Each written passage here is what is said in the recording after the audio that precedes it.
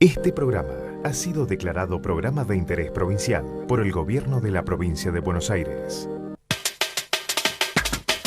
Este programa es coproducido por la Federación Odontológica de la Provincia de Buenos Aires.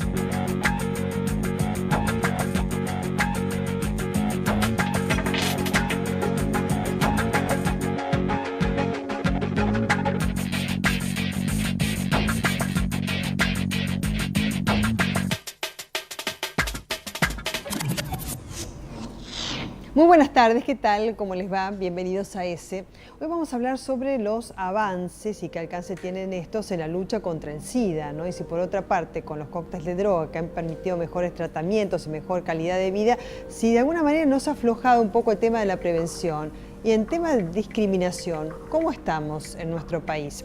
¿Cuál ha sido el avance y cuál es la cuenta pendiente? Alex Freire, buenas tardes, bienvenido. Buenas tardes, María Belén. En materia de avances, me gustaría marcar, voy a repetirlo, el avance y el reconocimiento estatal y el empoderamiento de sectores sociales que eran históricamente los últimos de la fila y que comenzaron a partir de la epidemia del VIH a ser visibilizados, reconocidos y sus derechos fueron reconocidos. Y en materia de agendas pendientes, que también tiene que ver con lo cultural, siempre la discriminación va a estar en el primer nivel del debate y por supuesto algunos avances en materia de política económica, en independencia económica, sobre todo lo que tiene que ver con las patentes multinacionales de los medicamentos. Daniel Priluca, la misma pregunta, buenas tardes. Buenas tardes. Mi visión es más médica, porque es a lo que me dedico, y creo que el gran avance en el VIH claramente es la posibilidad de tratar a los pacientes, que los pacientes vivan bien y con buena calidad de vida. Y en nuestro país la asignatura pendiente es que seguimos diagnosticando tardíamente a mucha gente, que sigue llegando tarde a los tratamientos, incluso alguna gente se muere por falta de tratamiento, y que es el gran desafío de este momento. Diagnosticarlos más rápido para poder tratarlos más rápido y que sigan con este concepto de vida y buena calidad de vida. Y Marcela Alsina, para vos, ¿cuál es, ya que liderás una red de personas para que tengan una mejor calidad de vida cuando tienen HIV? Y yo creo que un poco concuerdo con mis compañeros, los avances han sido indudablemente los tratamientos, ¿no? Para todos en forma gratuita, ese ha sido un gran avance, el empoderamiento y la participación de la sociedad civil. Por supuesto, ha sido una apertura muy interesante donde hemos podido participar en las políticas de Estado y viendo la programación y siendo parte de ellas. Y las cuestiones pendientes, muchas tienen que ver con cuestiones focalizadas, por ejemplo, las mujeres que vivimos con VIH, los diagnósticos tardíos. Yo vivo en el conurbano y también vemos cómo la gente llega en estados de enfermedad a los hospitales sin poder tener su diagnóstico, digamos, con anterioridad a enfermarse, y poblaciones que quizás han sido relegadas, como por ejemplo las personas que están privadas de la libertad, usuarios de drogas, que sigue siendo una población vulnerable y que pocas veces se ve en campañas focalizadas a ellos. Muy interesante todo lo que expusieron, ahora lo vamos a ampliar y después quiero que me digan, porque hay un análisis de detección doméstico, ¿no?, del HIV, a ver si funciona, en qué país se está implementando. Avanzamos sobre el tema. Hoy en ESE, diario de una lucha por la vida. La pelea de la ciencia y de la sociedad contra el HIV tiene grandes logros para exhibir y también cuentas pendientes. Y en este programa conoceremos los detalles y las respuestas a todas las preguntas. ¿El virus dejó de ser letal gracias a los cócteles de drogas? ¿Quiénes lo sufren? ¿Padecen discriminación? ¿Hay suficiente conciencia sobre la necesidad de la prevención? ¿Quiénes son nuestros invitados de hoy? Uno de ellos es Alex Freire, director ejecutivo de la Fundación Buenos Aires SIDA, integrante de la Red Argentina de Personas Positivas. Es una red nacional de personas con VIH. Con VIH. Y bueno, tu afirmación es: no discutimos pobreza, discutimos igualdad. A ver, o sea, ¿de qué manera la pobreza y la igualdad son parte, ¿no?, de lo que es el HIV como enfermedad, Alex? Bueno, lo que ocurre es que, por ejemplo, los sectores más postergados, que siempre la economía y siempre las decisiones económicas están involucradas en cuáles son los sectores que van quedando más postergados, esta epidemia ha afectado fuertemente a esos sectores. Ahora, no se trata solamente de resolverlo con políticas económicas, sino con políticas de igualdad. Por ejemplo, matrimonio igualitario, ley de identidad de género, han sido respuestas políticas en materia de igualdad para dos de los sectores más involucrados en la epidemia, todavía quedan tareas pendientes. Queda discutir una nueva ley de drogas para que las personas usuarias de sustancias no queden criminalizadas y entrampadas en un sistema judicial que les vulnera y que entonces la epidemia del VIH es mucho más fuerte en esos sectores. Lo mismo las personas travestis. La ley de identidad de género ha llegado, pero también hay que decir que ha llegado también tarde para la gran mayoría de ellas. Mueren antes de los 35 años de edad, tienen una prevalencia, o sea, un porcentaje de VIH en su colectivo relativo al 35%, es altísimo. Altísimo. Después tenemos claramente la pobreza y las implicancias de la exclusión, y ahí siempre hay que hablar de la discriminación. Claro, hoy vamos a hablar en instantes, eso sí, presento a nuestro próximo invitado. Él es Daniel Priluca, miembro de la Comisión de SIDA de la Sociedad Argentina de Infectología, jefe de infectología del Sanatorio Otamendi. Afirma: trabajando con inteligencia podemos detener la expansión del SIDA. ¿Y se sigue expandiendo hoy en día? ¿A qué escala? En relación, por ejemplo, con los últimos 10 años, para poner un parámetro.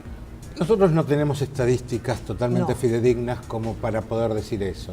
Sabemos que la epidemia sigue en expansión, sabemos que se siguen produciendo nuevos casos y en algunos grupos sociales probablemente mucho más. Esto que decía Alex, una de cada tres personas trans tiene VIH en la Argentina. En otros grupos va variando, en las trabajadoras sexuales es otro porcentaje, en hombres que tienen sexo con hombres es otro porcentaje, pero en la población, el resto de la población también existe. Y el problema, que es lo que yo planteaba, es que estamos llegando tarde. Si bien Argentina tiene una muy buena política de tratamiento, fue de los primeros países que tuvo tratamiento universal y hoy lo sigue teniendo, más allá de una serie de dificultades que sobre todo en el sistema público tienen algunos pacientes para acceder al mismo, por tema de horarios, etcétera. La realidad es que lo que no estamos haciendo bien es el diagnóstico, el testeo de la población. Entonces, 1 de cada 3 personas que se diagnostican nuevas, se diagnostican en estados avanzados de enfermedad. Claro. Bueno, entonces vamos a hablar después del diagnóstico y también saber si estos cócteles de drogas son proporcionados por medicinas preparadas con descuentos y demás, o tiene que salir todo del bolsillo de cada uno porque es carísimo el tratamiento. ¿Quién es nuestra próxima invitada? Marcela Alsina es presidenta de la Red Bonaerense de Personas Viviendo con HIV. Es coordinadora regional del Movimiento Latinoamericano y del Caribe de Mujeres Positivas, o sea, con HIV. Afirma: a 10 años de la epidemia, la discriminación continúa. ¿De qué manera la advertís vos, que además me decías que tenés HIV? Sí, es a 30 años de la epidemia. A 30 años de la epidemia. A 30 años de la epidemia. Y estás poniendo una distancia con eso. Sí. A pesar de que la epidemia lleva 30 años de trabajo y de trabajo dentro de los países, todavía el tema del estigma y la discriminación sigue siendo una barrera, ya sea para testearse, la gente, el miedo a recibir un diagnóstico, la autodiscriminación, del qué dirá, de qué pasará. Nosotros vemos cuando una mujer recibe el diagnóstico, su primera preocupación es qué le va a pasar a mis hijos, el colegio, el trabajo, ni siquiera su propia enfermedad o atenderse o ver, sino qué va a pasar en mi entorno con el miedo al estigma, a la discriminación que pueda desarrollarse sobre su familia. ¿Hoy por hoy a vos te discriminan? Bueno, yo llevo muchos años trabajando en esto y la verdad es que no tengo quizás estos problemas, mi posición es diferente, pero una porque mujer, estás en una posición de liderazgo. Claro, tengo una cuestión ya como diferente, pero hoy una persona, sea hombre, mujer o quien sea, recibiendo un diagnóstico positivo, la primer idea que viene es el miedo, el temor, el qué dirán, quién se va a enterar, no se lo digo. Hay muchas mujeres que se enteran de su diagnóstico cuando su marido muere, sabiendo el marido que vivía con VIH y no pudiendo haberle dicho que tenía la enfermedad. Claro, y no haber tenido, digamos, prevención alguna, ¿no? No la pudo hacer. Entonces yo creo que el estigma y la discriminación siguen siendo uno de los temas importantes. En esto coincidís con Alex y bueno, vamos a hablar de tema médico también después del informe. El HIV es una de las amenazas a la salud más temidas. Desde su irrupción en los 80, la ciencia y la sociedad dieron la pelea. Este año la exitosa película Dallas Buyers Club retrató los inicios de este mal, donde la muerte y la discriminación eran casi ineludibles. Los tratamientos con cócteles de droga avanzaron con los años. Hoy el HIV dejó de ser letal gracias a los cócteles de drogas. ¿Cómo es la calidad de vida de los pacientes? Dallas Buyer Club muestra cómo la homofobia brotaba en esos tiempos por creer que el SIDA era un problema de los gays. La discriminación se fue combatiendo con información, pero hoy, quienes padecen HIV ya no son estigmatizados. Si bien han cambiado muchas cosas desde el surgimiento del HIV, la prevención continúa siendo la clave fundamental y es necesario seguir hablando del tema. ¿Sigue siendo el HIV una enfermedad letal o con el cóctel de drogas que es suministrado ya es menos letal o dejó de ser letal, Alex? La infección por VIH sigue siendo mortal para aquellas personas que no llegan a tiempo al tratamiento. Claro. Para las personas que no acceden sigue siendo mortal, para el resto no. Sí. La discriminación sigue siendo letal para las personas directamente afectadas y al mismo tiempo para todas y todas. Para todas y todos. Sí. Recién Marcela planteaba de nuestra posición de liderazgo nos preserva en tanto individuos, en tanto líderes. A mí también me pasa.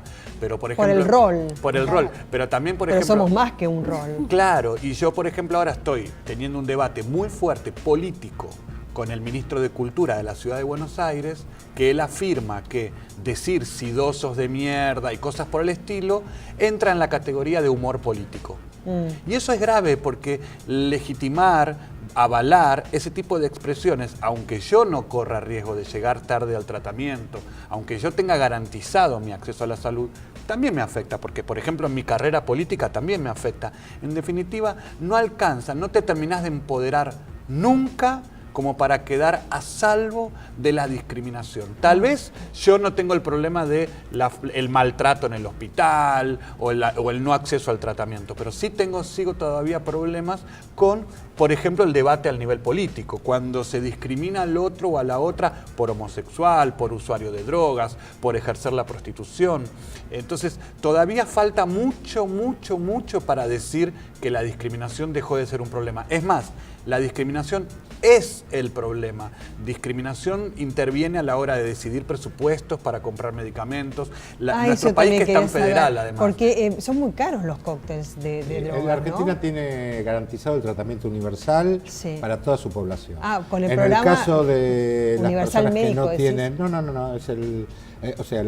existe un plan nacional que le provee a todas las personas que no tienen cobertura médica. Por ley, todas las obras sociales de la gente que trabaja tiene obligación de darla y toda la medicina prepaga tiene obligación de entregar los medicamentos. O sea, en Argentina formalmente hay tratamiento universal. ¿Con descuento? No, gratuito, ¿o 100%. Gratuito? Gratuito. O sea, la gente que tiene HIV no debe pagar nada de su bolsillo para acceder al tratamiento. Y siempre hay medicamentos.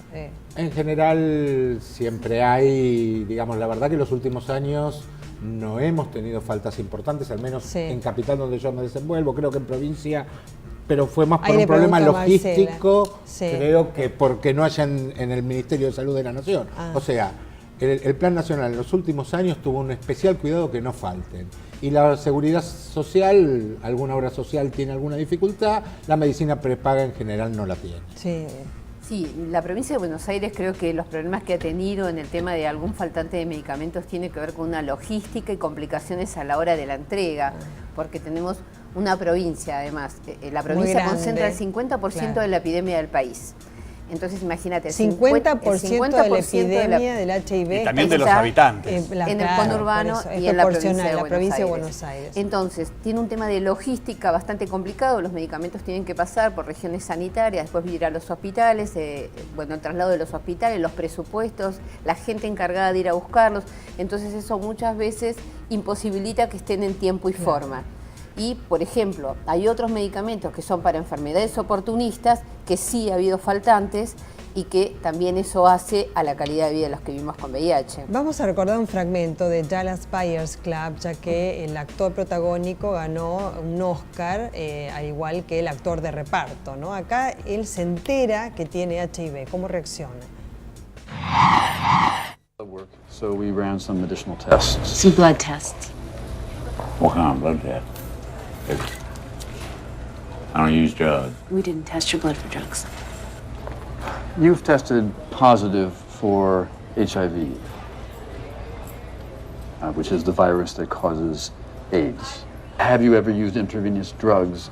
Have you ever engaged in homosexual conduct? Homo. You say homo? I ain't no faggot, motherfucker.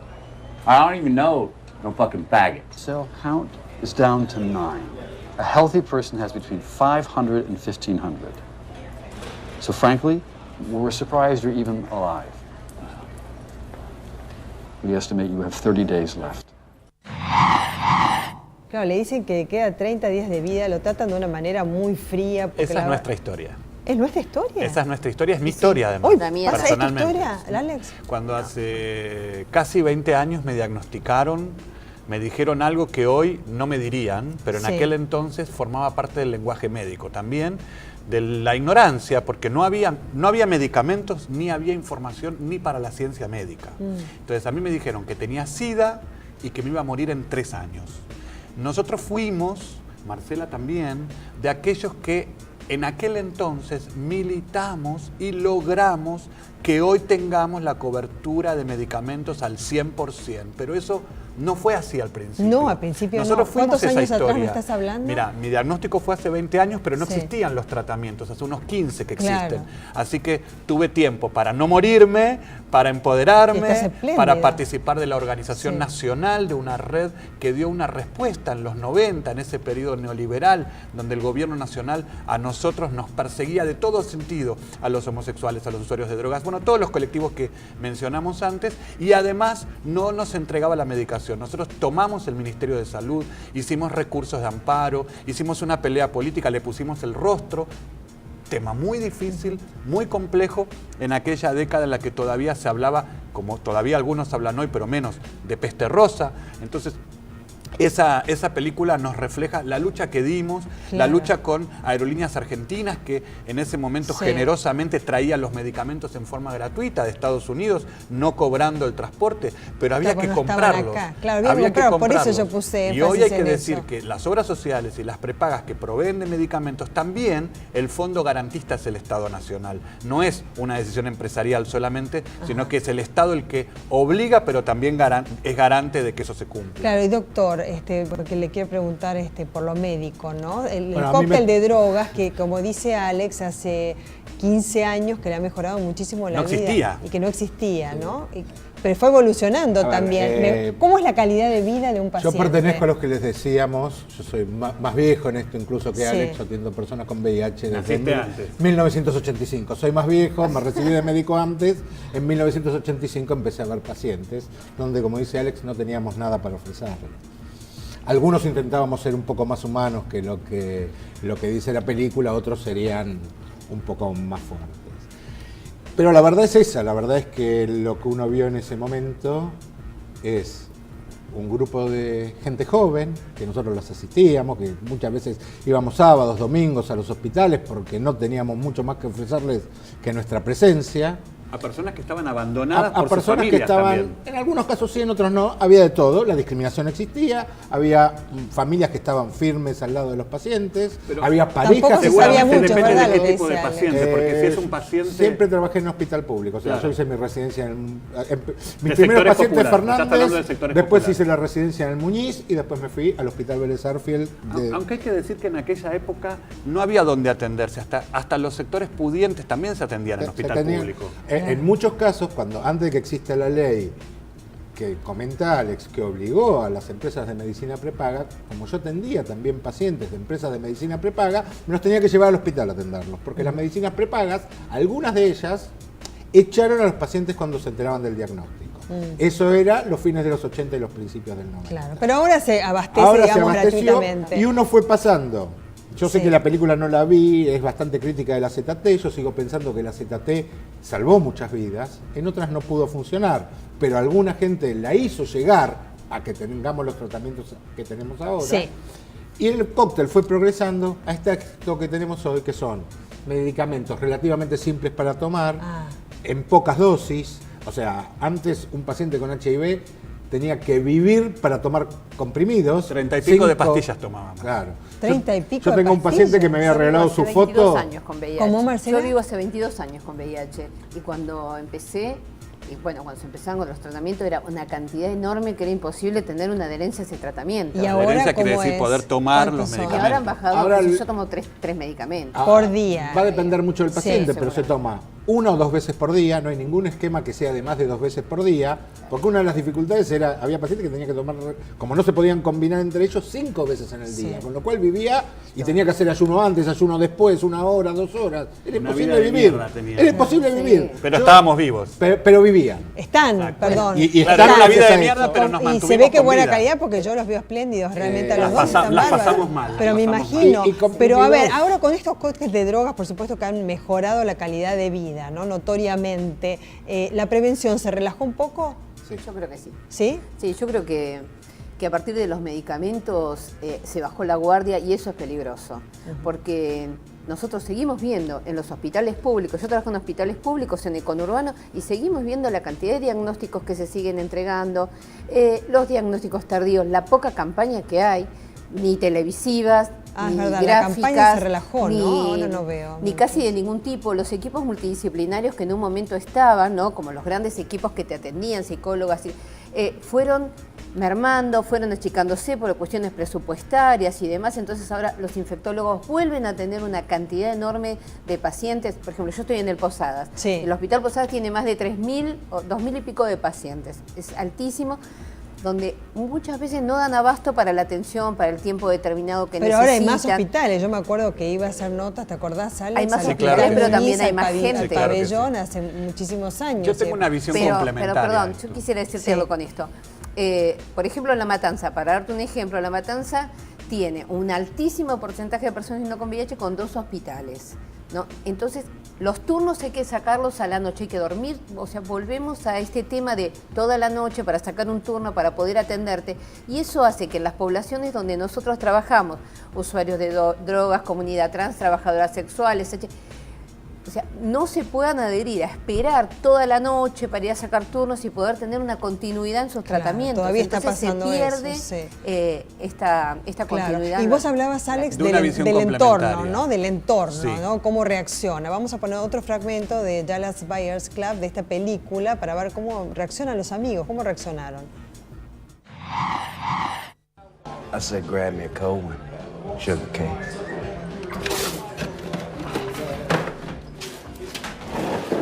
Is he looking to get your ass kicked? No, I don't want faggot blood on me.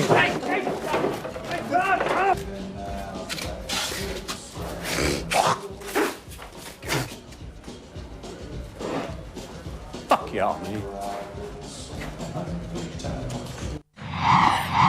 O así reaccionaron, ¿no? Así es. Así han reaccionado Es en que el yo caso creo de ustedes, que ¿sí? viendo ¿O siguen la reaccionando película así y a ahora? pesar de que esta película habla de los inicios de la epidemia, hoy cuando vos recibís un diagnóstico, y vuelvo al tema del diagnóstico, de las personas que vuelven a identificarte con qué grupo perteneces, o sea, el tercero, O sea, si el sos otro. heterosexual, Claro, si sos ¿qué sos? homosexual, ¿Viste? si sos trans, eso es. Entonces hay toda una Nace otra cuestión- discriminación. En la Ahí práctica existe. asistencial, muchas veces yo hablo con los pacientes y le digo, bueno, ¿tu familia sabe? No. Yo le digo, a ver, si tuvieras diabetes, cáncer o cualquier otra enfermedad, ¿tu familia sabría?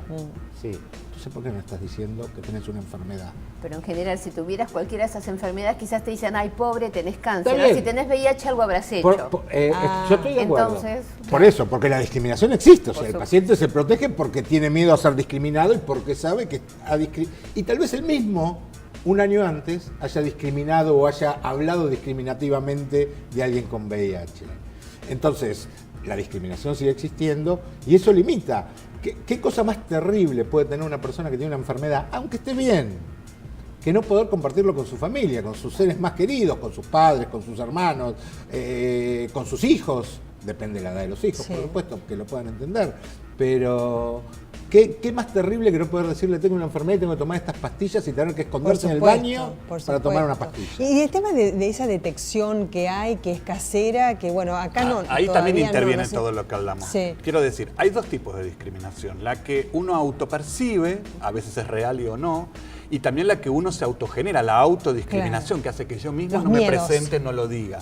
Ahí también interviene la cuestión del test, porque entonces si yo me puedo hacer el test en mi casa, tal vez creo que estoy más protegido, pero después no estoy contenido. ¿Hay alguna sintomatología más allá de la de una vez que uno se hace ese análisis? Para nada. No hay que ir por ese lado, porque cualquier sintomatología va a ser tan parecida a la de un resfriado que cualquier persona va a pensar que porque tengo una mononucleosis, entonces me debo haber infectado. Claro. La primera sintomatología es si no use preservativo en forma consistente en mis relaciones sexuales, esa es una alerta. Pero quiero decir algo con respecto a lo que hablábamos de las campañas de prevención. Yo tengo otra mirada para aportar. En el año 2001-2002, en la ciudad de Buenos Aires, SIDA era la primera causa de muerte en personas jóvenes. Primera causa de muerte en personas jóvenes en la ciudad de Buenos Aires era SIDA. Hoy, a nivel nacional, está en la 10ª causa de muerte. ¿Eso qué quiere decir? Que sí se han incrementado la prevención, muchas veces del lado del acceso a los medicamentos y otra vez del lado de la política, como matrimonio igualitario, identidad de género y este tipo de debates. Ahora, cuando nosotros pensamos en hablar de la prostitución, si nosotros la definimos como trabajo o no, ese es un debate político y va a tener mucho que ver acerca de si a ese colectivo, el de las personas en situación de prostitución, las políticas las van a proteger o las van a empujar a seguir en el ejercicio de algo que es una violencia. En definitiva, tiene que ver con el discurso de lo político y lo político económico. Hablábamos de los tratamientos. Ahora hay un medicamento que es, digamos, la vedette de los tratamientos, que es una pastilla al día.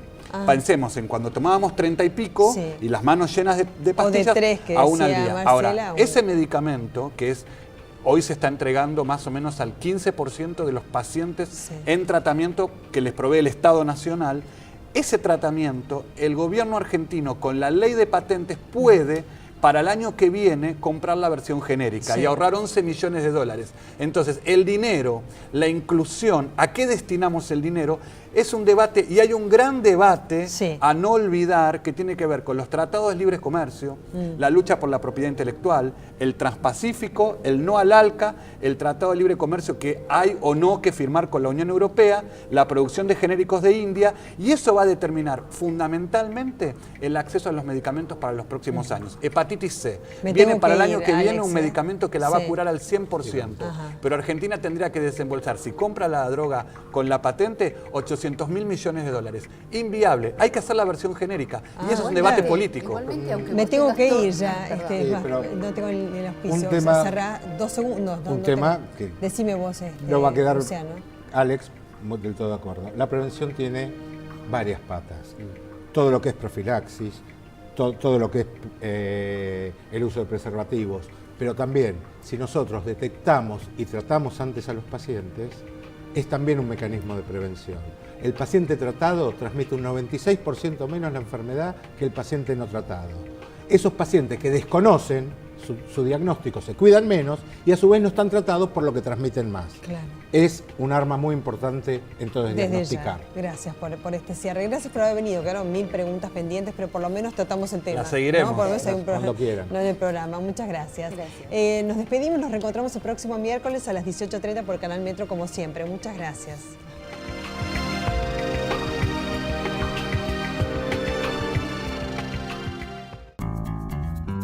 Si ves o sabes algo, llama al 911. La seguridad la hacemos entre todos. Buenos Aires, activa como nunca. Gobernación Daniel Scioli.